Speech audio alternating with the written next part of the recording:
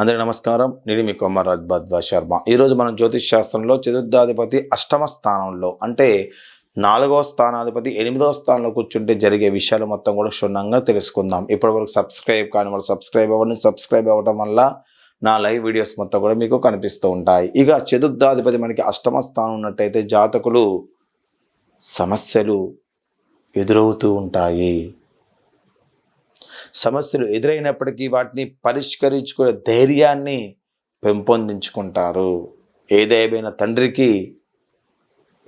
తండ్రిగా ఉన్నటువంటి కొన్ని అనారోగ్యాలు వీరిని బాధించే అవకాశం ఉంది. లేదా తండ్రికి వచ్చే అనారోగ్యం రావడానికి అవకాశం ఎక్కువగా ఉంటుంది. లేదా తండ్రికి అనారోగ్యం వల్ల వాడిని ఊరికి హాస్పిటల్ చుట్టూ తిరగటం కానీ, తండ్రి యొక్క ఆరోగ్యం గురించి మానసికంగా ఆవేదన కలగటం కానీ ఇక్కడ కలగజేస్తూ ఉంటాడు. ముఖ్యంగా చతుర్థాధిపతి మనకి అష్టమ స్థానం ఉన్నట్టయితే జాతకుడు గృహ, అదేవిధంగా భూముల్ని, సుఖాలు మొత్తం కూడా లేనివాడుగా ఉంటాడు. రోగాలు కలిగిన వాడిగా ఉంటాడు. కోపం కలిగిన వాడిగా ఉంటాడు.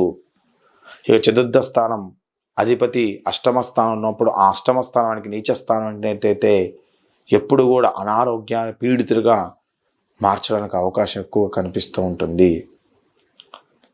ఇది చతుర్థ స్థానాధిపతి మనకి 8వ స్థానంలో ఉంటే జరిగే విషయాలు. మరి చతుర్థ స్థానంలో ఏ గ్రహం కూర్చుంటే ఏం జరుగుతుంది, చతుర్థ స్థానం ఏ రాశి అయితే ఏం జరుగుతుంది అనే విషయాలు మొత్తం క్షుణ్ణంగా మనము తెలుసుకుందాం.